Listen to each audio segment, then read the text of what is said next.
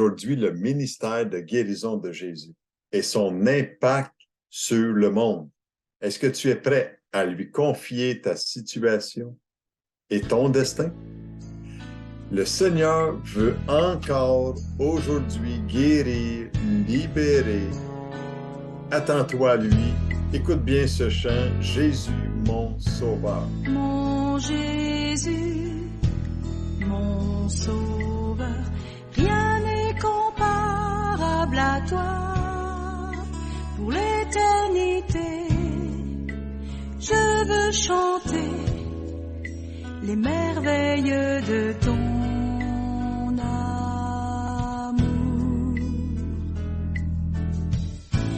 Mon refuge, mon abri, mon réconfort, mon appui, que tout mon être, toute ma vie ne cesse de t'adorer.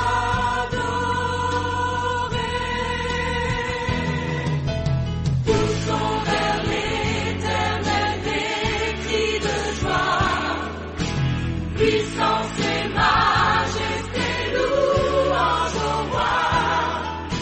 Les montagnes tremblent, les océans rugissent au son de ta voix. Émerveillé par l'œuvre de tes mains, je veux t'aimer, te confier mon destin. Rien n'est précieux si ce n'est ta promesse en moi.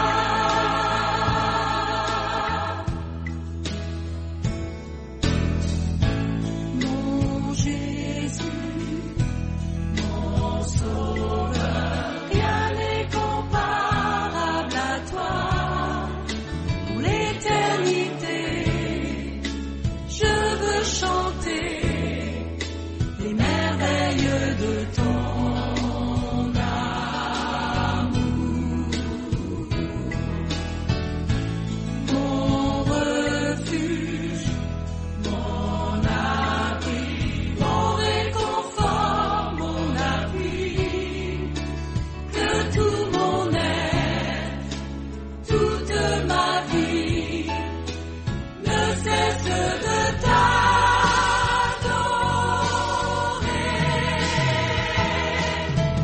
Poussons vers l'Éternel des cris de joie, puissance et majesté, louange au roi. Les montagnes tremblent, les océans rugissent au son de ta voix. Émerveillé par l'œuvre de tes mains, je veux t'aimer, te confier mon destin. Rien n'est précieux si ce n'est ta promesse. Poussons vers l'Éternel des cris de joie, puissance et majesté, louange au roi. Les montagnes tremblent, les océans rugissent au son de ta voix. Émerveillé par l'œuvre de tes mains, je veux t'aimer, te confier mon destin. Rien n'est précieux si ce n'est ta promesse. Rien n'est précieux si ce n'est ta promesse. Rien n'est précieux si ce n'est ta promesse en moi.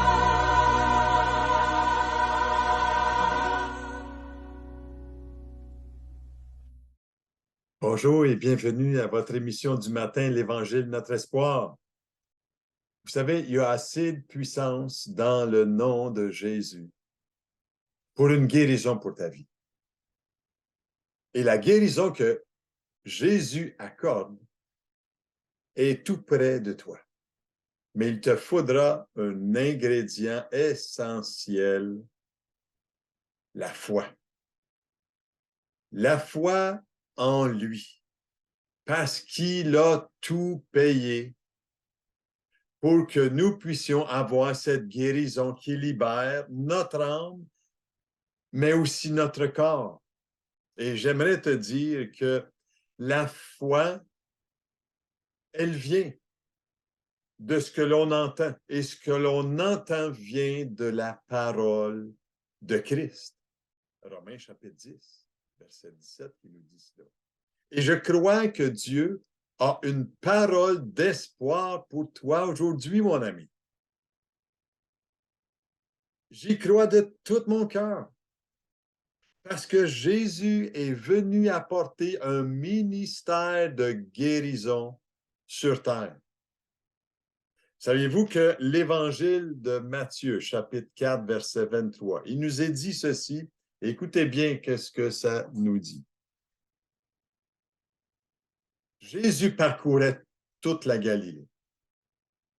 Il enseignait dans les synagogues, prêchait la bonne nouvelle du royaume et guérissait toute maladie et toute infirmité parmi le peuple.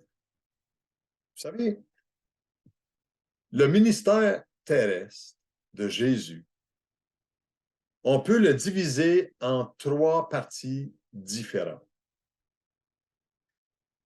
Premièrement, Jésus a mis l'accent sur l'enseignement. Selon ce que ce verset nous dit de Matthieu, Jésus a enseigné. Il était l'enseignant par excellence.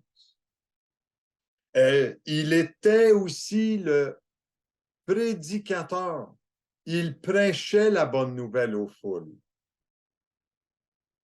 Mais la troisième chose que je veux m'attarder encore dans cette série sur la guérison qui libère, c'est que Jésus a mis une emphase, quand il est venu sur terre, sur la guérison physique aussi. Et c'est pour ça cette série, c'est le but de cette série, parce que je sais encore que Jésus est celui qui libère les cœurs. Et vous savez, beaucoup aujourd'hui de personnes dans notre époque mettent l'accent sur la première des choses, sur l'enseignement. Et c'est vrai que l'enseignement a des valeurs exceptionnelles sur notre compréhension de ce que Dieu pense. Sur la prédication aussi, quand on entend, que ce soit à la télé ou on a déjà entendu des prédicateurs prêcher l'Évangile, puis inviter les gens à répondre à ce que Jésus est celui qui sauve, qui libère les cœurs, etc. Mais souvent, on oublie le ministère de guérison de Jésus. Et je crois que les gens considèrent que la guérison est pour ceux qui ont une puissance exceptionnelle, particulière, ou bien la guérison, c'est l'affaire seulement des médecins. J'aimerais vous dire que Jésus est venu sur terre et personne n'a essayé de nier son pouvoir de guérison. Les chefs religieux de l'époque ont plutôt mis en doute son autorité de pardonner les péchés. Tandis qu'aujourd'hui, les autorités religieuses croient que tout qui peut pardonner les péchés est Jésus, mais qui met en doute le pouvoir de guérison. Mais pourtant, Jésus nous a laissé des preuves indiscutables sur la guérison qu'il a opérée. Il n'a jamais pris de bistouri, mais la guérison physique a joué un grand rôle dans son ministère terrestre. Il a consacré une grande partie de son temps à cela. Pas toute. Comme je dis, 3 parties, l'enseignement, la prédication, mais la guérison était nécessaire. Dans l'Évangile de Jean, chapitre 6, verset 2, il nous est dit, « Une foule nombreuse le suivait parce qu'elle voyait les miracles qu'il opérait sur les malades. » Vous savez, à un certain moment, ses disciples et lui-même n'avaient même pas le temps de manger parce que les gens venaient à lui. Et vous savez, le premier message officiel du Seigneur dans l'Évangile nous est dit qu'il est venu, premièrement, on voit ça dans l'Évangile de Luc, chapitre 4, verset 18, qu'il est venu premièrement pour guérir ceux qui ont le cœur brisé. OK? C'est donc important de savoir qu'il est venu pour cela. Deuxièmement, pour annoncer la bonne nouvelle aux pauvres. Les gens qui, en eux-mêmes, se sentent pauvres et seuls et incompris. Les gens qui s'attendent, qui ont une espérance autre que leur propre espoir en eux-mêmes. Pour annoncer, deuxièmement, la bonne nouvelle aux pauvres. Troisièmement, Jésus est venu pour proclamer aux captifs la délivrance et aux aveugles le recouvrement de la vue. Si Jésus est venu pour délivrer ceux qui sont captifs de ce qui les pogne à l'intérieur, de ce qu'ils sont esclaves de cela, il peut encore le faire aujourd'hui, j'aimerais te dire. Et s'il a guéri tant d'aveugles, pour qu'ils recouvrent la vue, c'est certainement pour une raison bien particulière. C'est que probablement que Jésus veut mettre un emphase sur ceux qui sont aveugles de leur propre vie, aveugles de eux-mêmes. Et quatrièmement, Jésus est venu pour proclamer une année de grâce du Seigneur. Et vous savez une chose, Jésus affirme que l'Esprit de Dieu l'avait oint dans ce but particulier. Et l'apôtre Pierre lui-même mentionne dans la maison de quelqu'un qui a visité Corneille, qui s'appelait, dans Actes chapitre 10, verset 38, que comment Dieu avait oint d'Esprit Saint et de puissance Jésus de Nazareth, qui allait de lieu en lieu en faisant du bien, en guérissant tous ceux qui étaient sous l'oppression du diable, car Dieu était avec lui. Et j'aimerais vous dire que la guérison des malades était une partie essentielle du ministère de Jésus. Et c'est pour cela que sa puissance agissait. Il y avait une onction divine sur la vie de Jésus pour accomplir de ces miracles-là. J'aimerais poursuivre avec vous après cette capsule sur la campagne d'évangélisation, plutôt la campagne, oui, je suis parti là, dans le message, mais la campagne de sensibilisation d'Opération Enfant Noël, que vous êtes bienvenus d'y participer. Et voilà cette annonce pour vous aujourd'hui. Lorsque j'étais petite, on m'a donné une boîte et ça a changé ma vie. Je suis née à Lupini, en Roumanie. Une atmosphère bien triste régnait car la Roumanie était sous un régime communiste à l'époque. Nous n'avions presque aucun jouet. Certains enfants recevaient une orange pour Noël. C'est à peu près tout. Nous sommes allés à l'église. On y tenait une grande célébration. Plein de gens joyeux s'y trouvaient et donnaient des boîtes cadeaux aux enfants. Tous mes amis étaient là, nous attendions notre tour et j'ai reçu une boîte dorée. J'étais surexcitée parce que je me demandais bien qui pouvait être si gentil au point de me donner un cadeau. Juste comme ça, on me donne ce cadeau. Je savais pas encore que cette boîte allait changer ma vie, mon regard et ma façon de voir la vie. Je me suis trouvé un coin tranquille et j'ai ouvert ma boîte. J'ai soulevé le couvercle, mais j'étais nerveuse et je l'ai vite remis en place. Ensuite, je l'ai à nouveau soulevé et refermé. Soulevé et refermé. C'est juste que je ne voulais pas perdre cette émotion. Mes parents se souviennent que j'allais partout avec cette boîte.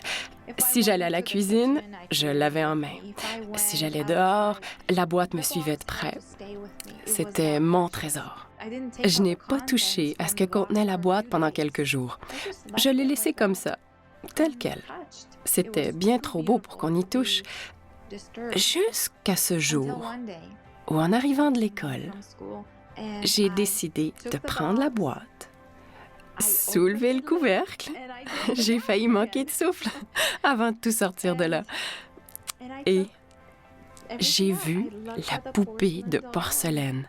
Si belle! Ses cheveux ressemblaient aux miens.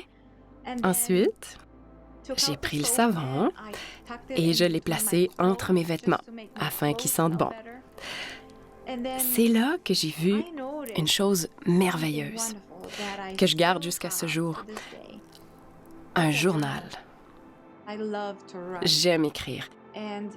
Il a été envoyé, je pense, par quelqu'un qui me connaissait de façon intime et personnelle, qui connaissait les détails de ma vie. Alors que je fouillais dans la boîte, j'ai trouvé une photo de la famille qui m'a envoyé la boîte. Je me suis dit, « Oh, voici ces gens si attentionnés qui ont placé la poupée et le savon et le cahier de notes.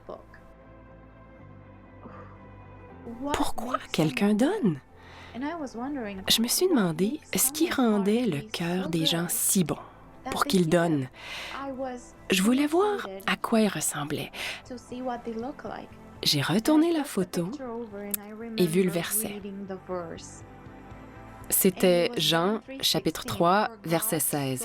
« Car Dieu a tant aimé le monde qu'il a donné son Fils unique, pour que quiconque croit en lui ne périsse pas, mais ait la vie éternelle. » C'est ainsi que j'ai réalisé que le verset disait « Car Dieu a tant aimé le monde qu'il a donné son Fils unique. » Dieu a aimé et il a donné.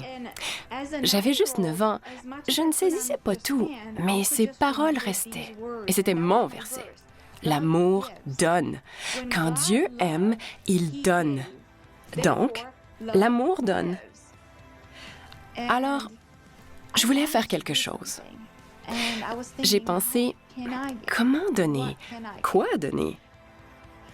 J'ai passé de cacher cette boîte sous mon lit pour empêcher mon frère d'y toucher ou de s'en approcher à une autre décision, celle de partager. Et j'ai laissé mon ami prendre la poupée pour une fête, car j'ai réalisé que lorsqu'on aime, on donne. C'était toute une leçon que j'ai apprise à travers cette boîte. Et c'est une chose que je veux enseigner à mes enfants. Ce n'est pas tant ce que vous avez, c'est plutôt ce que vous donnez. Je suis mariée, je vis au Canada et nous avons 3 enfants. Et nous essayons de leur apprendre l'importance de donner. Si vous n'avez jamais participé, je vous encourage à le faire. Ce n'est qu'un petit cadeau qui ne veut rien dire pour nous, mais quand je pense aux millions d'enfants encore dans la pauvreté et démunis, ça me brise le cœur. Nous pouvons faire quelque chose. Comment pouvons-nous démontrer l'amour de Dieu mieux qu'en donnant? L'amour en action, c'est de donner.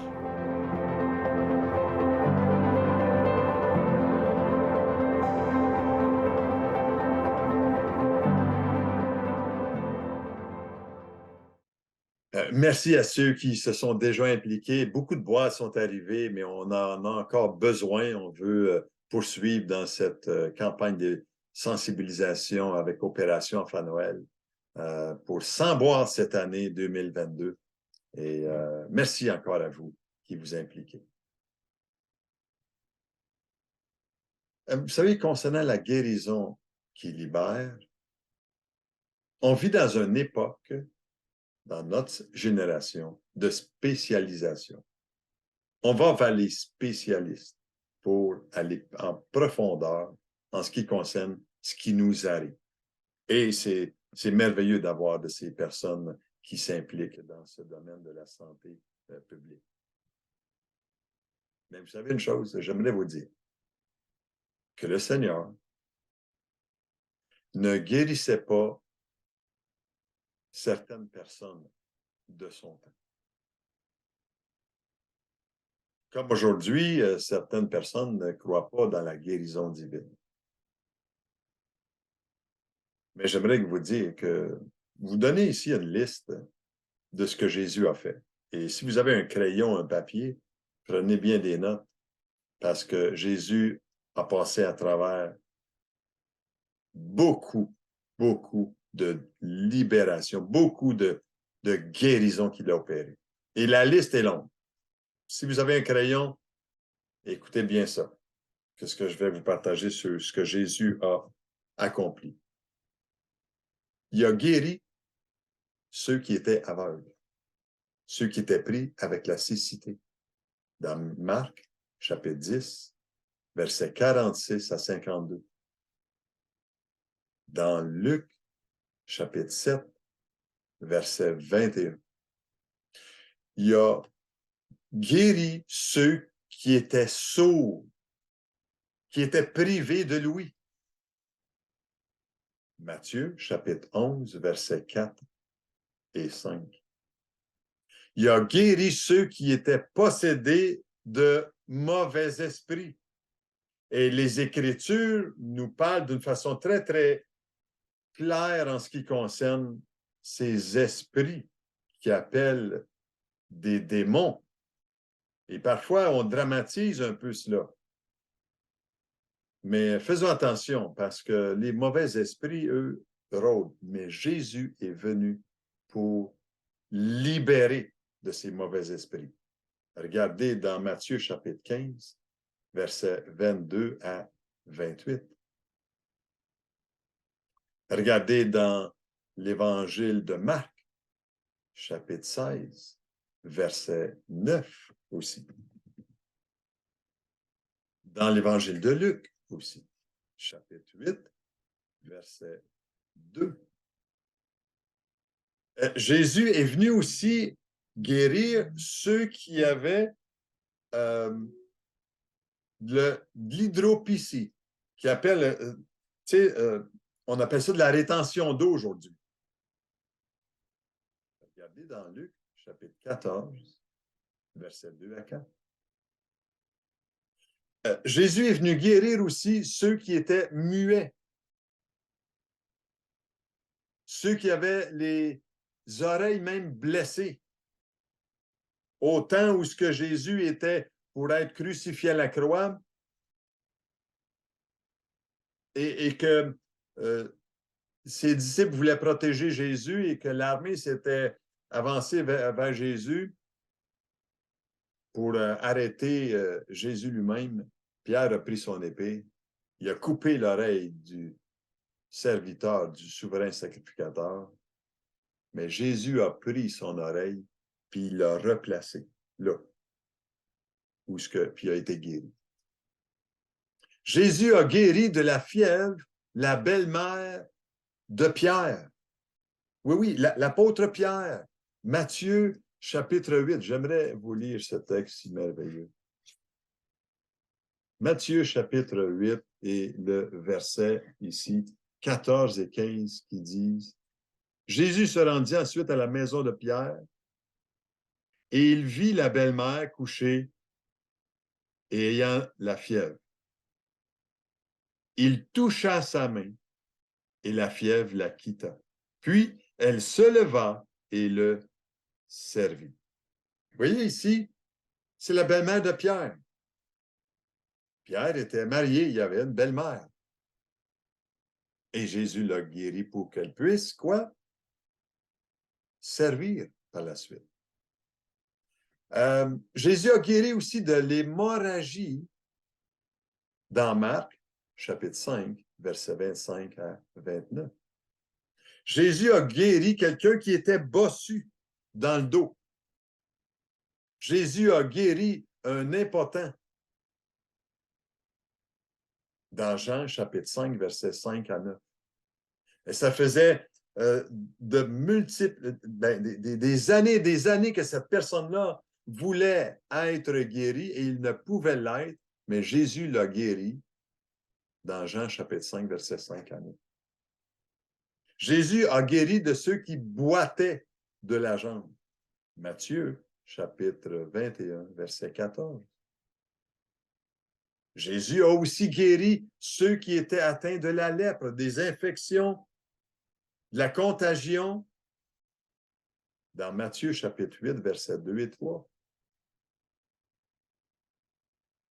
Jésus a guéri aussi ceux qui étaient troublés mentalement, dans Matthieu, chapitre 4, verset 24. Il a guéri ceux qui étaient sur le bord de la folie. Jésus aussi a guéri ceux qui étaient estropiés, qui avaient des membres, qui avaient des incapacités à se servir. Regardez avec moi dans Matthieu, je vais lire ce texte-là, il est tellement beau. Matthieu, chapitre 15, et le verset 30 et 31, qui dit ceci. Alors s'approcha de lui une grande foule ayant avec elle des boiteux, des aveugles, des muets, des estropiés et beaucoup d'autres maladies. On les mit à ses pieds et il les guérit, en sorte que la foule était dans l'admiration de voir que les muets parlaient, que les estropiés étaient guéris, que les boiteux marchaient, que les aveugles voyaient, et elle glorifiait le Dieu d'Israël. Wow! Jésus est encore celui qui peut agir encore aujourd'hui. Il a guéri des paralytiques. Il a guéri d'esprit d'infirmité. L'Évangile de Luc, chapitre 13, versets 11 à 13. Il a guéri de maladies mortelles sur le bord de la mort. Jésus est intervenu. Luc, chapitre 7, versets 2 à 10. Jésus a guéri d'esprits impurs, comme je disais tantôt, dans Marc, chapitre 4, versets 33 à 36. Et dans Luc, chapitre 6, verset 18. Et dans Luc aussi, chapitre 4, verset 33 à 36. Jésus a guéri aussi quelqu'un qui avait la main sèche. Matthieu, chapitre 12, verset 10 à 13. Et je pourrais continuer, vous savez, ici, après tous ces détails que vous pourrez lire dans les évangiles, Matthieu, Marc, Luc et Jean. Jésus a guéri beaucoup de malades, les Écritures nous disent. Diverses sortes de maladies. De multiples gens ont été guéris. Tous ceux qui étaient malades, Jésus les guérissait parce qu'il était la guérison faite chair. Et vous savez, Jésus n'a pas toujours guéri. Oui, je le dis bien, Jésus n'a pas toujours guéri et à cause d'une chose bien populaire du temps de Jésus, c'était l'incrédulité de leur cœur qui a empêché Jésus de faire des miracles. Vous verrez ça dans Marc, chapitre 6, verset 5. Et vous savez, les évangiles ne nous communiquent pas tous les miracles que Jésus a faits, parce que l'apôtre l'apôtre Jean lui-même, il dit que dans le chapitre 20, verset 30, l'apôtre Jean, il dit « Jésus a fait encore en présence de ses disciples beaucoup de miracles qui ne sont pas écrits dans ce livre. Jésus a fait encore beaucoup d'autres choses. Si on les écrivait en détail, Jean, il dit ceci, « Je ne pense pas que le monde même pourrait contenir les livres qu'on écrirait. » Wow! Vous savez, on possède assez de preuves pour dire que le Seigneur a attaché de l'importance à la guérison des malades.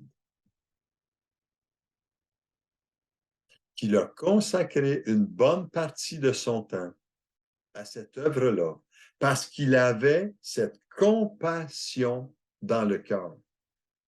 Il était venu dans ce monde pour souffrir avec toi. Lui qui aujourd'hui est ressuscité dans les morts. Lui qui aujourd'hui agit encore aujourd'hui. Et n'importe quelle maladie peut être soumise à la puissance de guérison de Jésus. Tout est possible, mais à celui qui croit. Et vous savez, plusieurs admettent que Jésus guérit les malades. Mais ils se demandent, mais qui il guérit? Et dans ce que nous avons examiné aujourd'hui, on peut remarquer que Jésus a guéri des Juifs, des gens qui étaient non-croyants. Il a guéri des pharisiens, il a guéri des publicains, il a guéri des pécheurs. Et Jésus a guéri tous ceux qui sont venus à lui. Mais vous savez une chose, mais ce ne sont pas tous ceux qui ont été guéris qui ont décidé de le suivre. Et ces gens-là peuvent être témoins de la puissance de Dieu, mais ils oublient la destinée éternelle promise à ceux qui veulent croire en lui. J'aimerais te dire aujourd'hui en terminant que Dieu veut t'accorder de la guérison dans ton âme, dans ton corps. Sais-tu que le Seigneur aimerait entendre ta prière? Que tu puisses te tourner vers lui? Et j'aimerais t'inviter, si tu le désires, à appeler Suzanne, qui se fera un plaisir de prier pour toi. Et je vous donne ses coordonnées et je vais le répéter semaine après semaine parce que Suzanne a tellement à cœur les gens pour qu'ils puissent être touchés. Et avec toute la discrétion qu'elle va avoir avec vous, vous pouvez l'appeler au 418-629-5412. Appelez-la et elle se fera un plaisir. Mais je termine ce matin en vous disant ceci. Le Seigneur veut t'aider à construire une clôture au bord de ce précipice qui parfois peut être dramatique plutôt que d'essayer de bâtir un hôpital par en bas. Dans notre société, on bâtit des grands hôpitaux. Moi, mon désir, ce n'est pas de détruire ces hôpitaux, loin de là. C'est juste de te dire que de la prévention, là, c'est tellement important quand on se confie dans le Seigneur. Et il désire, le Seigneur, semer en toi une guérison afin que ton cœur soit rempli d'espoir. Et l'espérance d'une vie remplie de l'amour de Dieu, de la joie du Seigneur, d'une paix de l'âme. Le Seigneur veut agir dans ce sens-là. Est-ce que tu seras prêt à déclarer avec moi par ce chant aujourd'hui? Mon secours est en toi. On se revoit la semaine prochaine avec cette série sur la guérison qui est libère. Sois richement béni aujourd'hui. Je lève les yeux vers les hauts sommets. Toi seul est mon Dieu. Je proclamerai. Toi seul est ma force.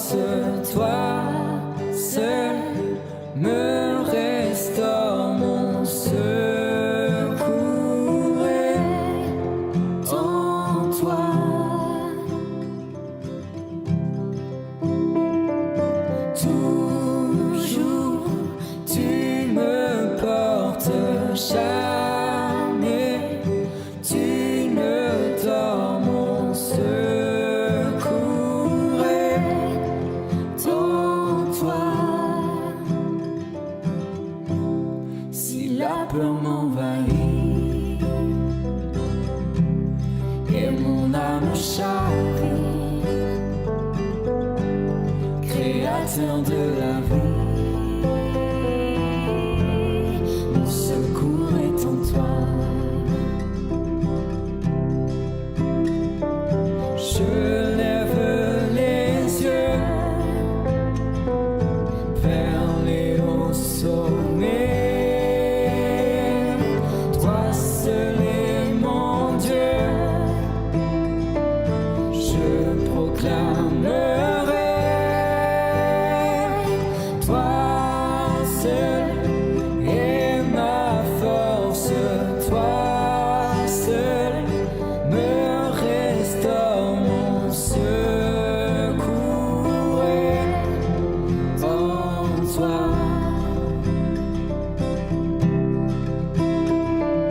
Toujours tu me portes, jamais tu ne dors. Mon secours est en toi.